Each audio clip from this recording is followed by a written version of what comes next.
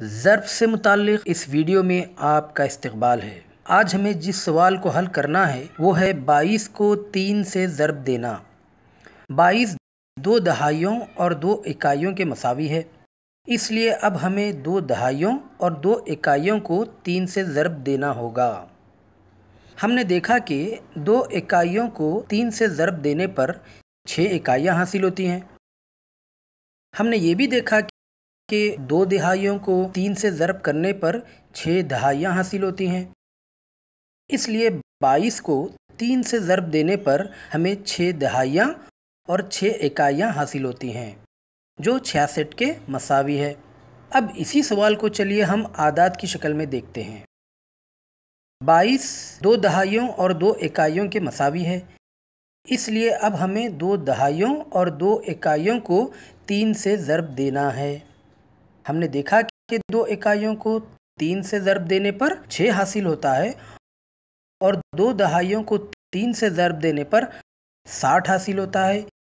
इसलिए 22 को 3 से ज़र्ब देने पर हमें 6 जमा 60 यानी 66 हासिल होता है।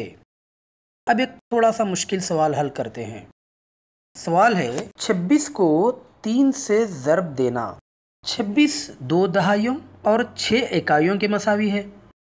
हमें 2 दहाइयों और 6 इकाइयों को 3 से ज़र्ब देना होगा। 6 इकाइयों को 3 से ज़र्ब देने पर 18 इकाइयाँ हासिल होती हैं। अब हमें 2 दहाइयों को 3 से ज़र्ब देना होगा। 2 दहाइयाँ ज़रब 3 6 दहाइयों के मसावी है। तो हमारे पास 6 दहाइयाँ हैं जो 60 के मसावी है और 18 इकाइयाँ हैं जो 18 के मसावी है। 60 जमा 18 78 के मसावी हुआ। अब इसी सवाल को आदाद की शक्ल में देखते हैं। 26 2 दहाइयों और 6 इकाइयों के मसावी है। हमें 20 और 6 को 3 से ज़र्ब देना होगा।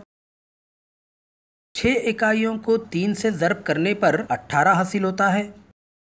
अब हमें 20 को 3 से ज़र्ब देना होगा। 20 ज़रब 3 60 के मसावी होगा।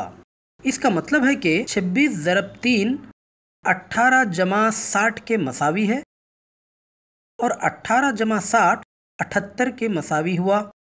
तो 26 ज़रब 3 78 होता है।